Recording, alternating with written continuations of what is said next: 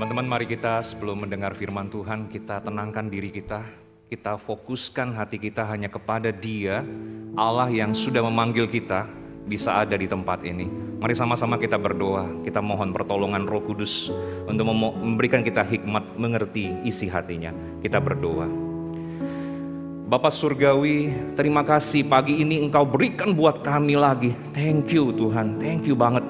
Kami masih bisa hidup, itu satu anugerah. Karena di tengah-tengah begitu banyak virus, bakteri, ataupun kejadian demi kejadian dalam dunia ini, Engkau masih berikan kami kesempatan untuk bisa bangun lagi. Terima kasih Tuhan. Bapa, kami sekarang mau dengar firman-Mu. Kami mau mendengarkan isi hati-Mu Tuhan. Kami ingin tahu kehendak-Mu apa dalam hidup kami, karena tanpa itu hidup kami tidak berarti. Kami ingin banget Tuhan. Kami lapar, kami haus akan kebenaran-Mu. Karena kebenaran itulah yang menuntun kami dan mengubah pola pikir kami, sikap hati kami, bahkan perbuatan kami untuk semakin hari semakin serupa dengan Kristus. Bimbing kami Tuhan, karena tanpa Tuhan kami tidak bisa buat apa-apa. Sekarang Tuhan tolong kami, berikan kami hati yang hormat terhadap firman-Mu. Berikan kami juga hati seorang murid yang mau belajar dan diajar dengan kebenaran-Mu. Terpuji nama-Mu Tuhan, kami siap untuk mendengarkan firman-Mu. Hanya dalam nama Tuhan Yesus kami berdoa dan berseru. Amin. Shalom teman-teman. Shalom. Shalom. Ada 1000 orang di sini. Shalom. Kita bersyukur hari ini bisa kembali beribadah kepada Tuhan. Masih pagi teman-teman, masih pagi ini. Kita dengan kekuatan dan kesegaran yang Tuhan berikan, kita ingin dengar firman-Nya. Nah teman-teman yang terkasih, sebelum saya sharing tentang firman Tuhan, berizinkan saya perkenalkan diri dulu sebentar. Nama saya Andri Setiawan. Saya pelayanan sekarang di GKY BSD, tapi sekarang difokuskan di posnya, yaitu di Alam Sutra. Dan di situ per Juli tahun lalu kami baru membuat korem, ya, kami ada belasan di situ. Dan bersyukur sampai hari ini Tuhan pimpin. Jadi ada salam dari teman-teman yang ada di sana untuk kalian semua, ya, salam kenal, salam hangat di dalam Kristus. Ya, jadi thank you banget untuk kesempatan bisa sharing tentang firman Tuhan pada hari ini di hadapan teman-teman yang saya juga nggak kenal siapa, tapi yang jelas kita saudara dalam Kristus. Amin. Nah teman-teman, sekarang saya ajak kita baca firman Tuhan dari Matius pasal 5. Matius pasal 5 Matius pasal 6 harusnya, sorry. Matius 6 ayat 5 sampai 15. Ya, beda satu angka saja itu bisa menyesatkan. Matius 6 ayat 5 sampai 15. Nah, teman-teman kalau sudah menemukannya, saya tidak taruh di slide, teman-teman. Saya ingin teman-teman buka Alkitabnya, baik itu digital copy atau hard copy, silahkan teman-teman. Tapi tetap fokus ya. Kita sama-sama baca firman Tuhan, jangan dibiarkan tertutup firman Tuhannya, tapi dibuka aja, kita akan menyelidikinya dari situ. Matius 6 ayat 5 sampai 15. Ayat yang ganjil akan saya bacakan, teman-teman, ayat yang genap. Tapi kemudian ayat yang ke-15 teman-teman kita baca sama-sama ya. Matius 6 ayat 5 sampai 15, ayat ganjil oleh saya, genap oleh teman-teman. Ya, kita baca gantian, ayat 15 kita baca sama-sama. Matius 6 ayat 5 sampai 15, demikian firman Tuhan. Dan apabila kamu berdoa, janganlah berdoa seperti orang munafik. Mereka suka mengucapkan doanya dengan berdiri dalam rumah-rumah ibadat dan pada tikungan-tikungan jalan raya supaya mereka dilihat orang. Aku berkata kepadamu, sesungguhnya mereka sudah mendapat upahnya.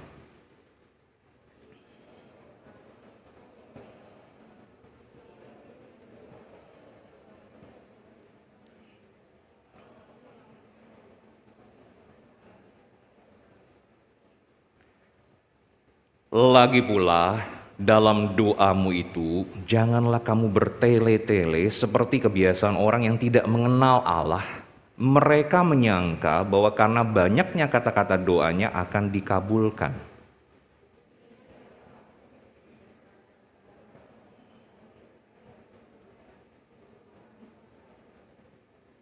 Ayat 9, karena itu berdoalah demikian. Bapa kami yang di surga, dikuduskanlah namamu.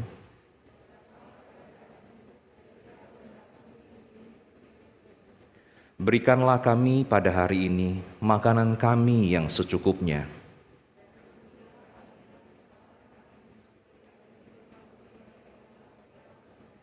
Dan janganlah membawa kami ke dalam pencobaan, tetapi lepaskanlah kami daripada yang jahat. Karena Engkaulah yang mempunyai kerajaan dan kuasa dan kemuliaan sampai selama-lamanya. Amin.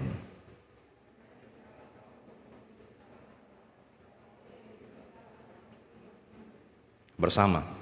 Tetapi jikalau kamu tidak mengampuni orang, Bapamu juga tidak akan mengampuni kesalahanmu. Demikian pembacaan firman Tuhan. Nah, hari ini teman-teman kita mau renungkan satu tema, yaitu what Jesus said about praying. Apa yang Yesus katakan tentang doa. Nah, by the way, doa itu kan sudah kita lakukan sehari-hari ya, di sekolah, di rumah, di gereja, dimanapun kita lakukan. Tapi apa itu doa? Nah, sekarang teman-teman kita akan fokus dalam bagian Matius 6 ayat 5 hingga 15 ini untuk bicara tentang doa, khususnya apa yang Yesus ajarkan tentang doa. Karena banyak banget bagian lain yang bicara juga tentang doa yang diajarkan juga oleh Tuhan Yesus. Maksudnya Tuhan Yesus ngajar kepada para murid, kepada orang banyak tentang doa. Tetapi saya cuma ingin memfokuskannya di satu perikop ini saja supaya kita bisa mendalaminya lebih. Nah, teman-teman yang terkasih dalam Kristus, saya ingin memulainya dengan satu pertanyaan. Kita berdoa membuktikan kita orang Kristen atau orang Kristen pasti berdoa? Atau orang Kristen berdoa? Seharusnya yang mana tuh? Yang pertama atau yang kedua? Ya. Kita berdoa, kita adalah orang Kristen, maka kita adalah orang Kristen, atau kita orang Kristen, maka kita berdoa. Yang mana teman-teman? Lihat saya dong, jangan lihat temannya. Sini. 2, 1, 2. 2, oke. Good. Ya, jadi benar, yang 2 teman-teman. Karena apa? Karena waktu kita berdoa belum tentu kita orang Kristen. Karena banyak orang berdoa. Tapi orang Kristen pasti berdoa. Nah, teman-teman orang Kristen atau bukan? Bukan. Iya. Teman-teman, saya amini dan imani bahwa teman-teman orang Kristen karena teman-teman berdoa. Jadi orang Kristen berdoa, tapi belum tentu orang yang berdoa benar-benar Kristen. Nah, teman-teman yang dikasih oleh Tuhan, itu yang sebenarnya Tuhan Yesus ingin coba kritisi waktu dia ketemu dengan masyarakat pada saat itu, orang-orang Farisi, bahkan murid-muridnya di khotbah di bukit itu. Jadi pada masa itu teman-teman ternyata ada kebiasaan-kebiasaan, ada ajaran-ajaran yang sering dinyatakan oleh para pemimpin agama Yahudi pada masa itu, bahwa doa ini harus begini loh, kasih persembahan ini harus begini loh, masuk kerajaan Allah itu seperti ini. Tapi Tuhan Yesus mengajar yang berbeda, sangat-sangat different, sangat-sangat unik. Kenapa? Karena tidak ada yang pernah mengajarkannya seperti itu. Salah satunya termasuk prayer. Nah teman-teman, bicara soal doa, apa sih yang sebenarnya Tuhan Yesus ajarkan tentang doa? Nah, saya ingin mulai dengan poin yang pertama. Poin yang pertama itu bicara tentang apa? Dia berdoa dengan tulus, bukan dengan bulus, teman-teman. Ya, kita berdoa kepada Tuhan itu dengan tulus, bukan dengan bulus. Dan kita bisa temukan itu di ayat 5 dan 6. Nah, kenapa Tuhan Yesus mengajar tentang doa yang tulus, teman-teman? Ternyata pada masa itu, biasanya orang-orang pemimpin agama itu berdoa itu pinginnya apa? Dilihat orang saleh. Wow, seorang yang saleh nih. Gimana buktinya? Doa. Jadi cara buktikan kesalehan mereka itu ternyata melalui doa. Dan doanya kita harus notice nih. Doanya itu di mana? Doanya itu di public place, teman-teman. Di tempat umum, di jalan-jalan, di tikungan. Begitu. Bayangin, coba teman-teman turun ke bawah, kemudian doa di tikungan nih, belokan ini, ya, deket sini. Lalu kemudian orang-orang akan melihat apa? Wah, orang ini saleh. Atau orang-orang ini gimana? Banyak penilaian. Tetapi pada masa itu orang-orang pemimpin agama berdoa demikian supaya apa? Supaya dinilai dia saleh. Nah, teman-teman, berdoa di depan umum, di tempat umum, ya, untuk mendapatkan label dia orang saleh, itu yang mereka inginkan. Tetapi Tuhan Yesus justru mengcounter ajaran ini dan kebiasaan ini dan mengatakan bahwa ini bukan yang Tuhan mau. Yang Tuhan mau adalah ini, teman-teman. Tuhan mau kita punya yang namanya komunikasi yang private dengan Tuhan. Ya, Tuhan ingin kita punya komunikasi yang private. Jadi bukan public place dan kemudian saya saleh gitu. Tapi Tuhan ingin kita masuk ke kamar sendirian di situ dan berdoa, ya, dengan private di hadapan Tuhan dan dengan Tuhan.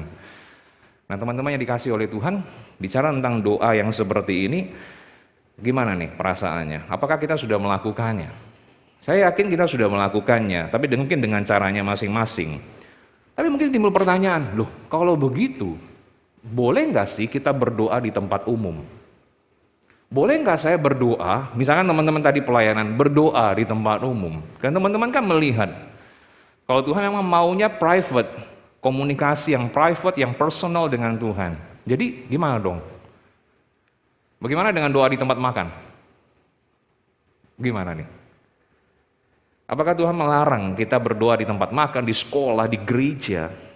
Nah, poinnya teman-teman, ternyata Tuhan Yesus bukan ingin mengajarkan, oh, kamu nggak boleh doa di public place. Bukan. Tapi maksudnya adalah, masalahnya adalah motivasi kita tuh apa sih gitu waktu mau doa? Kita pingin dilihat orang, pingin dinilai saleh, atau kita memang pingin benar-benar ngobrol sama Tuhan, mau komunikasi dengan Tuhan. Kadang kita harus mengakui bahwa apa yang kita lakukan hanya pingin dilihat orang, hanya pingin dipuji orang, guys. Kalau kita pingin dipuji orang, sebenarnya apa sih fungsinya doa kalau gitu? Lalu yang kedua, siapa sih real audience kita waktu kita doa? Memang sih, misalkan kayak gereja, yang dengar siapa? Teman-teman, orang banyak. Tapi waktu kita berdoa kepada siapa sih gitu loh? Jawabannya sederhana kan teman-teman? Berdoa kepada Tuhan. Supaya apa? Tuhan berkarya dan pasti dia hadir. Dan dia berkarya di dalam kita dan melalui kita. Melalui teman-teman yang melayani. Itu doa kita. Jadi yang real audience di dalam doa kita itu adalah Tuhan sendiri. Gitu. Bukan orang lain. Ini kita perlu pahami. Jadi waktu kita tahu audience kita adalah Tuhan, maka hati kita waktu berdoa, kita pingin Tuhan dengar. Dan saya pingin dengar Tuhan. Saya pingin dekat sama Tuhan. Bukan supaya, oh, orang terima saya sebagai orang yang rohani. No, tapi Tuhan mau kita benar-benar intim dengan Dia. Tahu isi hatinya. Nah, teman-teman, ini yang pertama.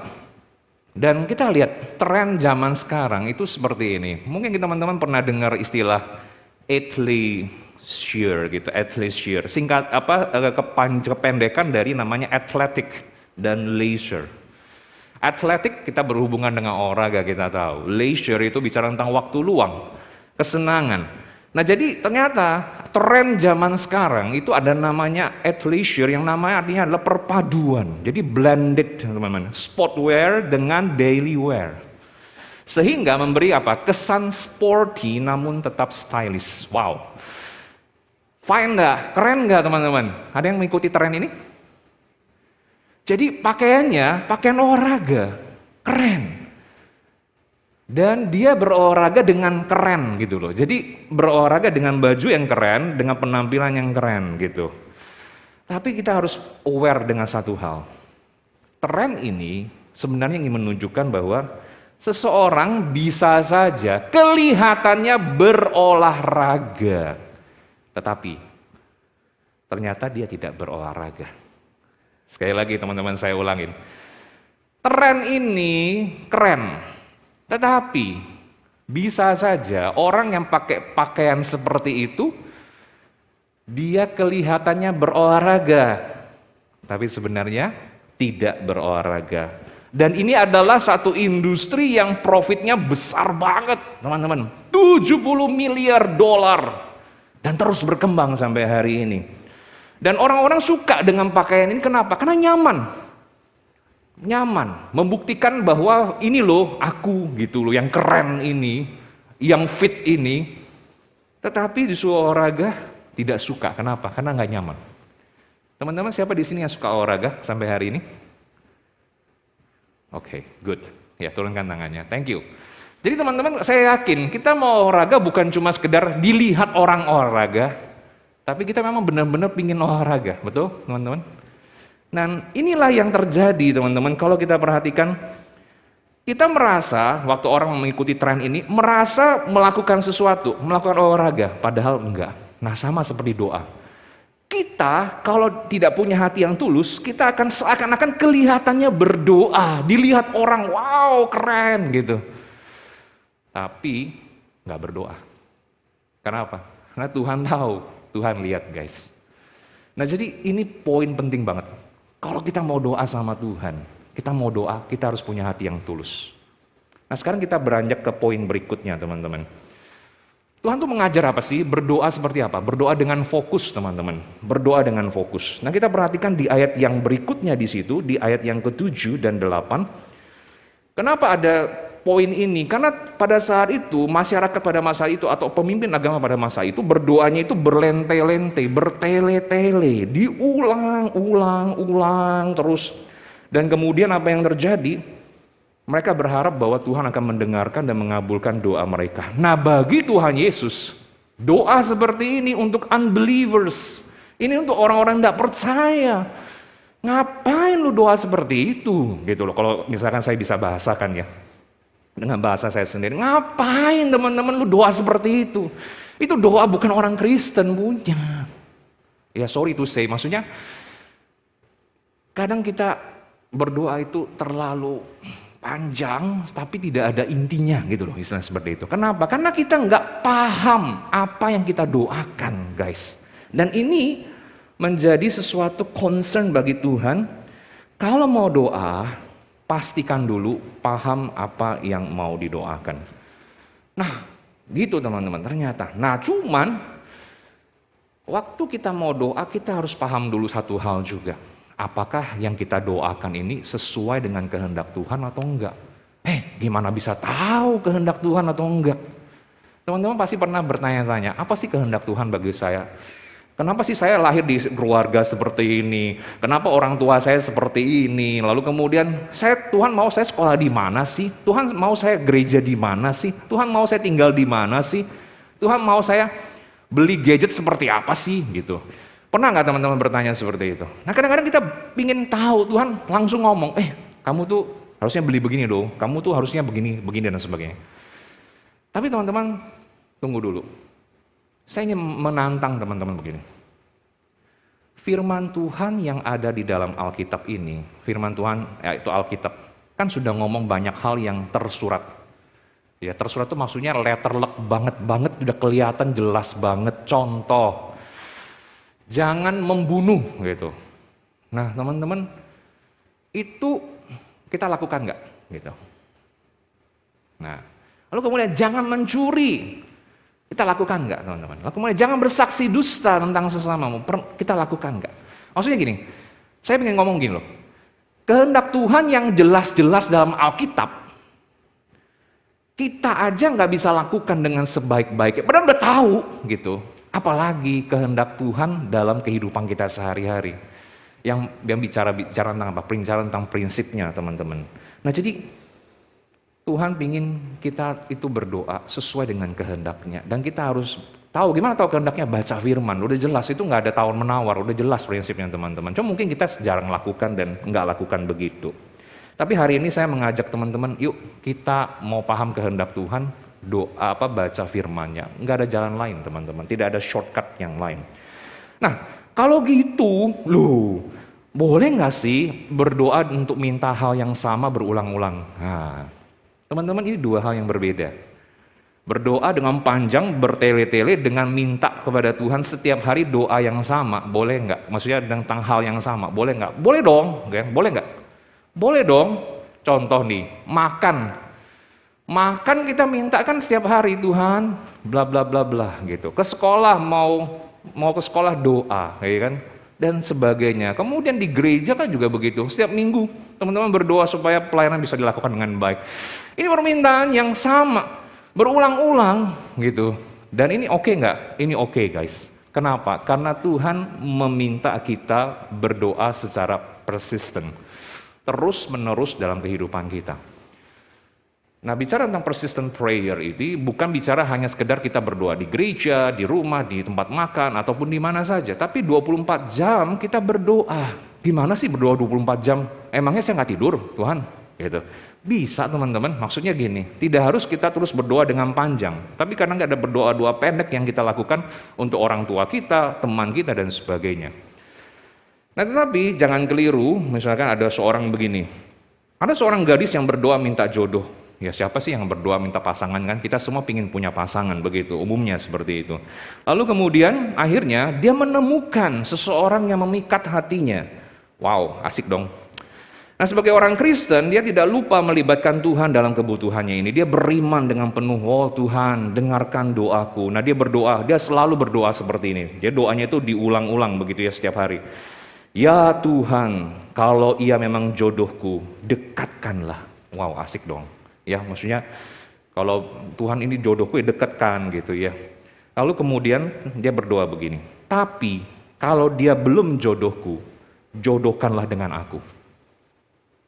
Ya, permintaannya wajar nggak? Wajar teman-teman. Tapi tunggu dulu sebentar, belum selesai doanya.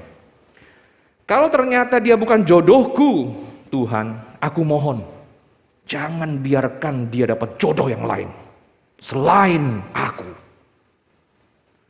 Nah, kita mulai bertanya-tanya. Dan yang terakhir, kalimat terakhir doanya. Kalau dia jodoh orang lain, Tuhan, putuskan dan jodohkan dengan aku. Amin. Dan teman-teman, ini doa sesuai kehendak Tuhan gak sih? Kita langsung ngomong, enggak. Enggak. Nah kalau kita bisa ngomong, enggak, berarti kita punya standar. Gitu loh. Dan standar itu datang dari mana? Dari Tuhan sendiri. Jadi doa jangan maksa. Kalau memang Tuhan nggak mau, ya jangan maksa gitu loh. Teman-teman gimana sih bisa tahu kehendak Tuhan? Ya tahu dong, maksudnya dalam pengertian jodoh itu, pasangan itu memang Tuhan tuntun gitu. Ya Tuhan tuntun, kita diberikan hikmat untuk bisa memilah-milah. Banyak teman gitu ya, boleh nggak? Iya dong, buka telinga, buka mata, ketemu banyak orang, harus bergaul nggak? Jadi orang gaul, oke. Tapi kalau punya pasangan jangan gaul juga. Gaul itu apa? Nanti payah ini, tebar pesona kemana-mana, kacau nanti. Apa yang terjadi? PHP terus, repot. Nanti apa? Semua jadi korban perasaan, repot teman-teman. Kita nggak bisa jadi orang Kristen seperti itu. Jadi kalau mau mendekati seseorang, fokus teman-teman, jangan cari spare part, repot. Ya, doanya juga satu orang aja, jangan kemana-mana. Kalau sudah spesifik seperti itu.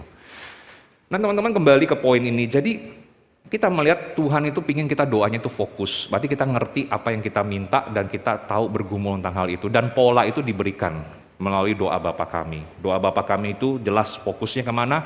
Ke Tuhan pastinya. Untuk memuji Tuhan, kemudian berdoa untuk pekerjaannya di dalam dunia, berdoa untuk kebutuhan kita sehari-hari, dan juga berdoa untuk pergumulan kita di dalam menghadapi pencobaan, dan juga ada doxology terakhir itu ya, bagimulah kemuliaan, kuasa, dan kerajaan sampai selama-lamanya. Itu doa yang Tuhan ajarkan buat kita, itu polanya teman-teman. Jadi doa fokus.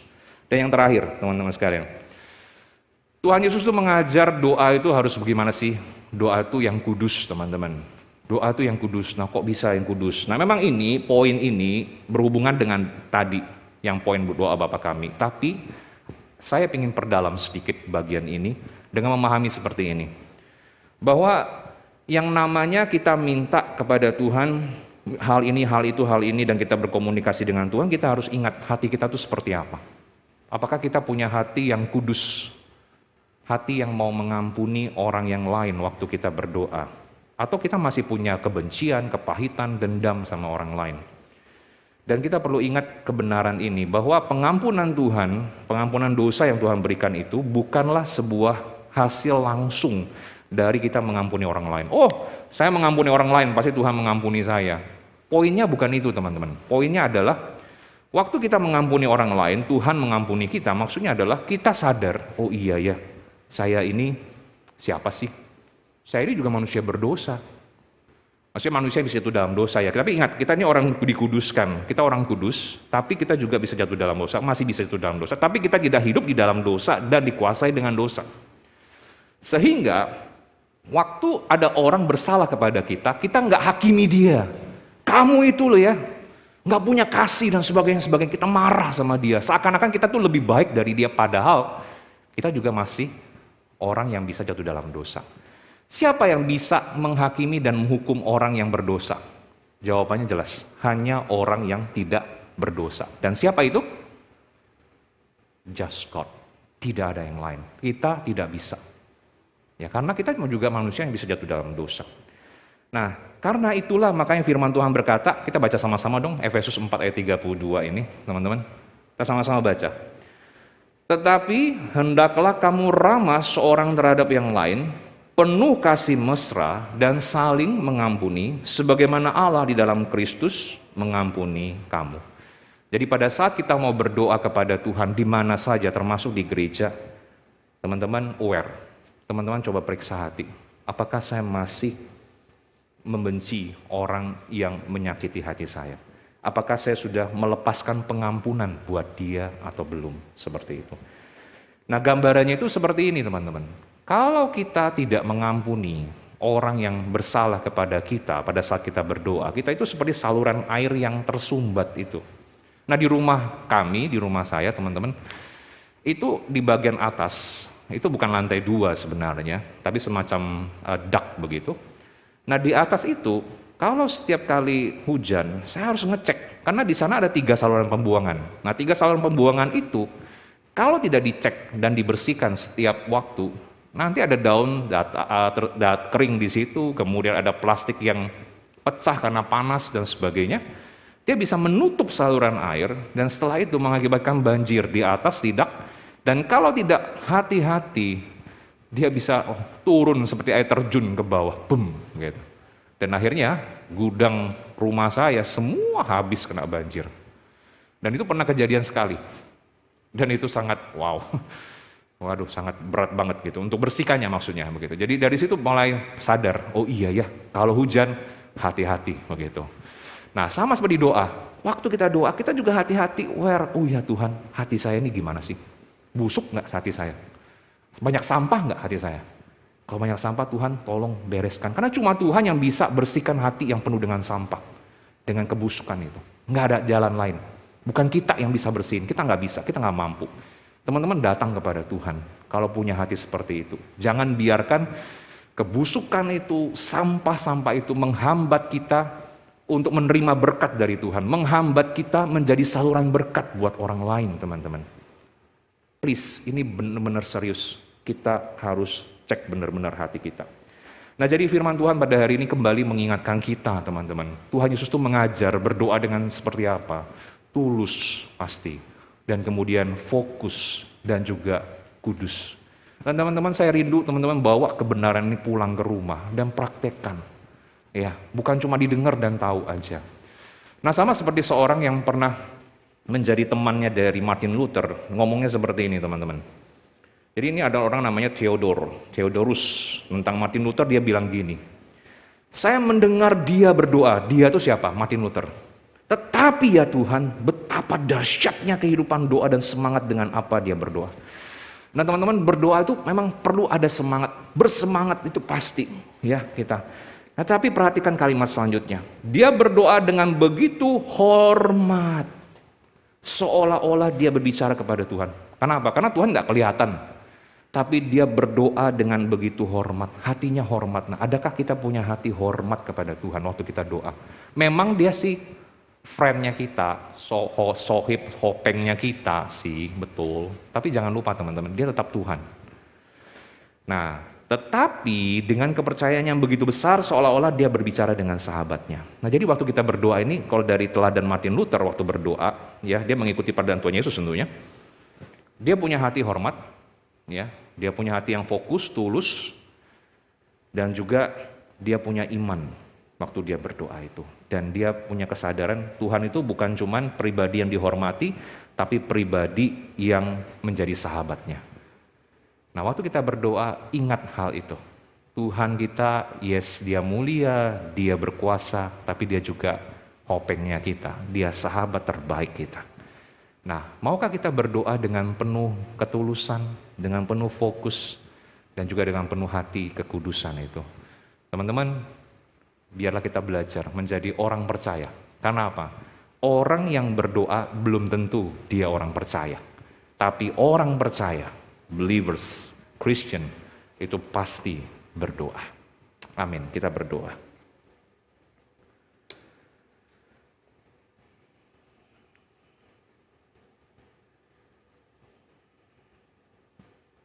Mari teman-teman, kita tenangkan diri kita 1 menit ke depan. Sambil teman-teman yang melayani bersiap-siap, kita tenangkan diri kita. Jangan biarkan gadget ataupun suara dari teman kita itu mengganggu kita. Teman-teman mari diam sejenak di hadapan Tuhan. Mari minta Roh Kudus periksa hati kita. Punya enggak hati kita yang tadi itu tulus, fokus, kudus? Ada enggak dalam hati kita? Mari masing-masing tenang di hadapannya.